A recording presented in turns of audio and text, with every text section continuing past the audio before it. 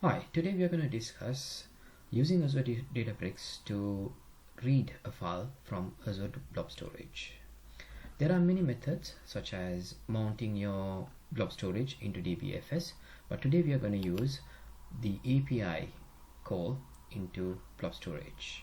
So I'm going to go straight into Databricks, and in Databricks you can generate a template by going into data, add data, and select other data sources, and here you have many options.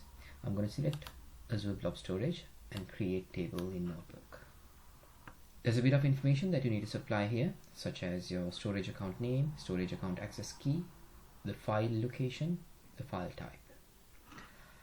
And in order for you to get your storage account name and your access keys, you can go into your Blob storage account, and in your left pane you will have the access keys.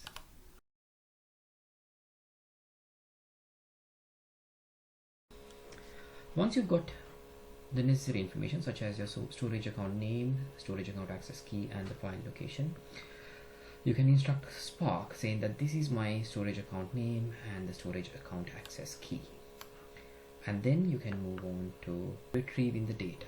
Now in this method you will be able to retrieve data from all the files that are available in the file location. So in the beginning I'm going to go through one file, and then we will keep on incrementally adding these files. In here you have the syntax as spark.read.format, and then the file type, which is a CSV, and then there are a few options.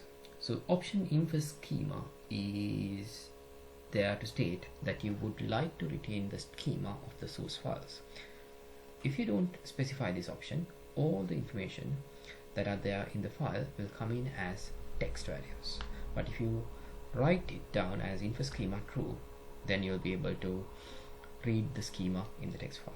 There's also another option stating header true.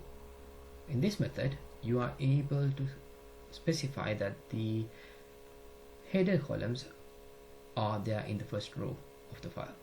So what we can do right now is to say run all above, and once they are all run, so you can see the last command, it says took 0.02 seconds. Once they all run, you can run this cell,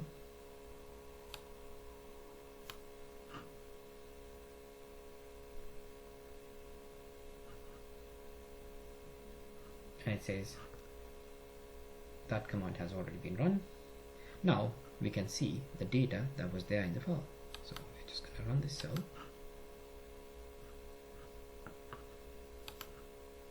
and here you go. It says there's 3 columns with an ID, amount, and reference. That's all there in a data frame right now. Next we are going to load another file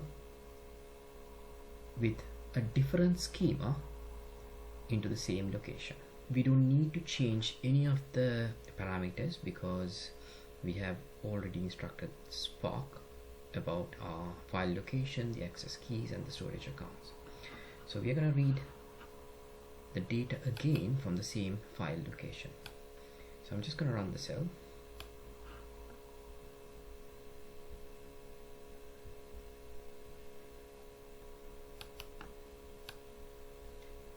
Now I'm going to display the data.